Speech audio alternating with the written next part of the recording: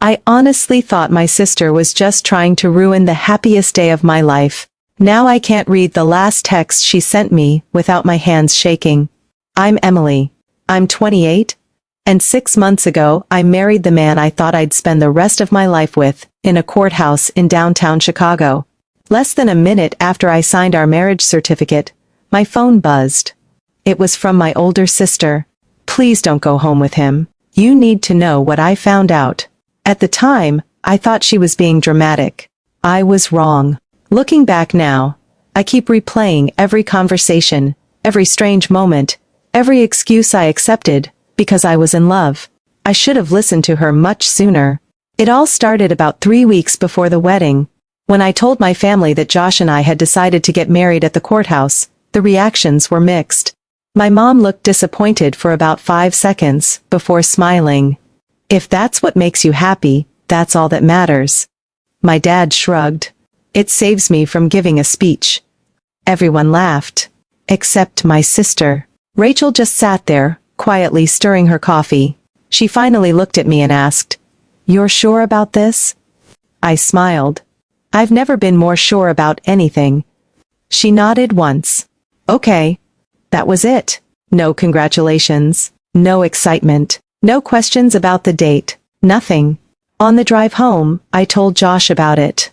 I think Rachel's upset we're not having a real wedding. He kept his eyes on the road. Or maybe she's upset she's losing her little sister. I smiled. She's always been protective. Too protective. He reached over and squeezed my hand. You don't need anyone else's approval. I remember thinking how lucky I was to have someone who understood me. Now that sentence sounds completely different in my head. Rachel and I had always been close. Not identical. Not one of those sisters who shared clothes or finished each other's sentences. But close. She was 32, practical, organized, and usually the first person I called when something went wrong. She'd helped me move into 3 different apartments. She stayed with me for 2 nights. After I had my wisdom teeth removed because I was terrified of anesthesia. When my first serious boyfriend cheated on me, she drove 3 hours after work just to sit on my couch eating terrible takeout with me. She wasn't the dramatic type, which is why her behavior felt so strange. 3 days after our family dinner, she called me. Can we get lunch? Sure. We met at our favorite diner. Everything seemed normal at first. She asked about work. I asked about her new project. Then she set down her coffee. I need to ask you something. Okay. Has Josh been acting different lately? I frowned. What do you mean? I don't know. She looked frustrated with herself. I just have a weird feeling. I laughed. Rachel, I'm serious. So am I. I smiled. You're worrying about nothing. She didn't smile back. Maybe. Then she changed the subject. At the time, I assumed she'd realized she was overthinking. Now I wonder if she simply realized I wasn't ready to hear what she wanted to say. Josh and I had been together for a little over 2 years. We met at a charity fundraiser through mutual friends. He was funny without trying too hard. Confident, without being arrogant. He remembered little details. The first time we went out for coffee, I mentioned loving old bookstores. 2 weeks later, he surprised me with a first edition of one of my favorite novels. Not expensive, just thoughtful. When my car broke down during a snowstorm, he drove 45 minutes after work to pick me up. When I got promoted, he showed up outside my office with flowers. Everyone loved him. My parents adored him. My friends said I'd finally found someone who treated me the way I deserved. Even Rachel had liked him. At first. That's the part I couldn't understand. She'd gone from saying he seemed like a genuinely good guy to refusing to attend our wedding. And she wouldn't explain why. A week before the ceremony, I finally confronted her. She answered the door wearing sweatpants and one of my old college hoodies she'd somehow stolen years ago. You still have that? She looked down. It survived. I laughed. Then I remembered why I was there. Can we talk? She nodded. We sat at her kitchen table. I need you to tell me what's going on. What do you mean? Don't do that. She sighed. I wasn't. You won't answer my calls. I've answered some. You barely text. I've been busy. And now Mom tells me you aren't coming to the wedding. She looked away. I can't. Why? Silence. Rachel, I just can't. I stared at her. Are you mad at me? No. Do you hate Josh? Another silence. I don't know him well enough to hate him. That answer confused me. Then what is it? She rubbed her forehead.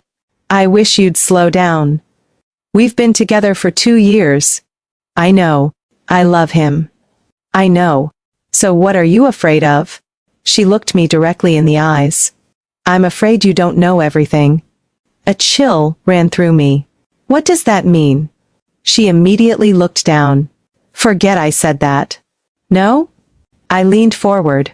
What does that mean? She shook her head. I don't have proof. Proof of what? I don't know. I stared at her. You don't know? I just... She searched for words. Something doesn't feel right. I let out a frustrated sigh. Rachel, this is exactly why everyone thinks you're overreacting. I know. If you have something to tell me, tell me. I can't. Why not? Because if I'm wrong... She stopped. If you're wrong, what? I could destroy your relationship for no reason. I stood up. So, instead, you're destroying ours. She didn't argue. She just looked heartbroken. I left angry. Really angry. I called Mom on the drive home. I don't know what's wrong with her. Mom sighed. She's worried. About what? I honestly don't know. Dad's opinion was simpler. Rachel's always been cautious. Even Josh tried to smooth things over. Give her time. I invited her. I know. I wanted her standing beside me. I know. He wrapped his arms around me. I'm sorry. At the time, his comfort felt genuine. The closer we got to the wedding, the stranger little things became. Nothing major. Nothing dramatic. Just moments. One evening I mentioned inviting one of Josh's old college friends. He hesitated. We haven't talked in years. Why? We drifted apart. It seemed reasonable. Another time I asked if he'd ever been engaged before. He smiled. No. I laughed. You're answering awfully fast. I've never had to think about it. Again, reasonable. Then there was his phone. He'd always been private about it. Not secretive. Just private. He never left it lying around. He took it with him even when he walked into another room. Once, while we were watching a movie, it buzzed repeatedly. I glanced toward the screen. He picked it up before I could read the notification. Work. He muted it. We kept watching. I never questioned it. People deserve privacy, don't they? 3 days before the wedding, Rachel sent me a text. Can we meet one more time? Please. I ignored it. Not because I wanted to be cruel. Because I was tired. Tired of feeling like I had to defend my relationship. Tired of mysterious warnings with no explanations. She called later that night. I let it ring. She left a voicemail. I didn't listen to it. To this day, I regret that more than almost anything. The morning of the wedding was surprisingly peaceful. No giant venue. No bridesmaids. No photographer following us around. Just me, Josh, my parents, his parents, 2 close friends, serving as witnesses. The courthouse was beautiful in its own simple way. Marble floors, tall windows, quiet hallways. I loved that it wasn't a huge production. Josh smiled when he saw me. You look amazing. So do you. He kissed my forehead. You nervous? A little. Good. I laughed. It means it's real. My mom fixed a loose strand of hair behind my ear. Dad hugged me. I love you, kid. I love you too. Then I looked around. Rachel wasn't there. Even though I'd known she wouldn't come. Seeing the empty space where she should have been hurt more than I expected. The ceremony itself lasted maybe 10 minutes. The judge was kind. We exchanged simple vows we'd written ourselves. Nothing elaborate. Just promises. Then we signed the marriage certificate. Josh signed first. Then, I did. The clerk smiled. Congratulations. People clapped softly. My mom cried. Josh squeezed my hand. I remember thinking, this is the beginning of the rest of my life. Then my phone vibrated inside my purse. I almost ignored it. Instead, I glanced down. Rachel, just one message. Please don't go home with him. You need to know what I found out. I frowned. Josh noticed immediately. Everything okay? I forced a smile. Yeah. But my stomach had already tightened. I opened the message again. There was nothing else. No explanation, no details. Just those 2 sentences. I typed back immediately. What are you talking about? No response. I called her. Straight to voicemail. I tried again. Nothing. Josh looked at me. Was that Rachel? I nodded.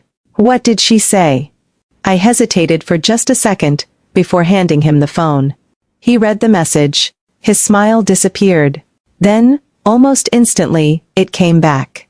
He gave a quiet laugh. Well. He handed the phone back. I guess she really doesn't like me. I wanted to laugh too. Instead, I noticed something I couldn't quite explain. It lasted less than a second. Just before he smiled, his face had gone completely pale. And before I could ask him why, my phone buzzed again. This time it wasn't another text. It was a voicemail notification. Rachel had left it less than 20 minutes earlier, right before the ceremony began. My thumb hovered over the voicemail notification. Are you going to listen to it? Josh asked. His voice sounded calm. Maybe too calm. I looked around the courthouse lobby. My parents were hugging Josh's parents. One of our witnesses was taking a few pictures on her phone. People were smiling, laughing, talking about where we should go for lunch. Everything looked so normal. Rachel's message didn't. I just want to hear what she has to say, I said. Josh shrugged. Go ahead? I tapped the voicemail. For a second, all I heard was breathing. Then Rachel spoke. Emily. She sounded out of breath, like she'd been running. If you're hearing this before the ceremony, please don't marry him until we talk. There was a pause. If you're hearing it afterward. Another pause. Please don't be alone with him until we talk. My heart started pounding. I know this sounds insane, but I need you to trust me. I could hear a car door slam somewhere in the background. I don't have enough proof yet, and I know that matters to you. I know you'll think I'm trying to sabotage your relationship if I tell you before I'm sure. She took a shaky breath. But I found something that doesn't make sense. Another pause. I'm begging you, call me the second you hear this. The voicemail ended. That was it. No explanation, no accusation, just fear. I looked up. Josh was watching my face. What did she say? I handed him my phone. He listened without saying a word. When it finished, he gave it back. I don't know what she's talking about. You really don't? He looked me straight in the eye. No. Something about his answer felt genuine. But something else didn't. I couldn't explain it. It wasn't what he said. It was how carefully he said it. Before I could ask another question, my phone rang. Rachel. I answered immediately. Rachel, where are you? The courthouse. Are you still there? Yes. I need you to stay there. My stomach tightened. What did you find? Not over the phone. Rachel, I'm serious. Just tell me. I can't. I almost laughed from frustration. You've been saying that for weeks. I know, so say it now. I need you to see something yourself. I glanced at Josh. He was talking to my dad a few feet away. When? As soon as possible. We're supposed to have lunch with both families. I don't care. Rachel. Her voice broke. Emily, please. I'd heard my sister angry. I'd heard her frustrated. I'd heard her cry after breakups. I'd never heard genuine fear in her voice. Not like this. I'll meet you. Come alone. She hung up. I stood there staring at my phone. Josh walked back over. Everything okay? I looked at him. My sister wants to meet. He smiled politely. Now? Yeah. He laughed softly. Well, I guess she's picked an interesting time. I know. You want me to come? Rachel had specifically said to come alone. No. He nodded. Okay. No argument. No pressure. Just a smile. I'll tell everyone you're meeting her. I kissed his cheek. I won't be long. Take your time. Rachel was waiting outside a small coffee shop, about 15 minutes from the courthouse. The moment she saw me, she stood up. Her eyes immediately went to my left hand. The wedding ring. She closed her eyes for a second. I'm too late. I swallowed. Rachel. I'm sorry. For what? I tried. She looked exhausted, like she hadn't slept. We sat down. I didn't bother ordering coffee, neither did she. I leaned forward. Tell me. She reached into her purse. Instead of speaking, she slid a manila folder across the table. What's this? Everything I've found. I opened it. The first page was a printed copy of Josh's LinkedIn profile. The second page was another resume. Different company, different dates, then another, and another. I looked up. I don't understand. Keep going. There were printouts from public records, property searches, business filings, a marriage license application. I froze. I looked at it again. The names weren't ours. One name was Josh. The other belonged to a woman I'd never heard of. The application was dated almost 4 years earlier. What is this? Rachel took a slow breath. I started looking because something bothered me. What? Every story Josh told about his past was vague. I frowned. So I checked. I looked back down. This says marriage license application. I know. But you told me he'd never been engaged. He told me that too. My hand started shaking. It doesn't say they got married. I know. It only says they applied. I know. So maybe they changed their minds. Rachel nodded. That's exactly what I thought. She reached for another paper, until I found this. It was a civil court record. The same woman. Josh's name. A petition filed 8 months later. What is it? Rachel looked at me carefully. Read the heading. I did. My stomach dropped. Petition for dissolution of marriage. I looked up so quickly I nearly dropped the papers. No. She didn't say anything. No. I shook my head. He told me he'd never been married. I know. This has to be another Josh. I hoped it was. She quietly slid over copies of driver's license information from court records. Same middle name. Same birth date. Same address he'd told me he'd lived at years ago. It was him. I stared at the page. He lied. Rachel nodded. Yes. I couldn't think. I couldn't breathe. Then another thought hit me. If he lied about this. She nodded slowly. What else? For a long time, neither of us spoke. Finally, I whispered.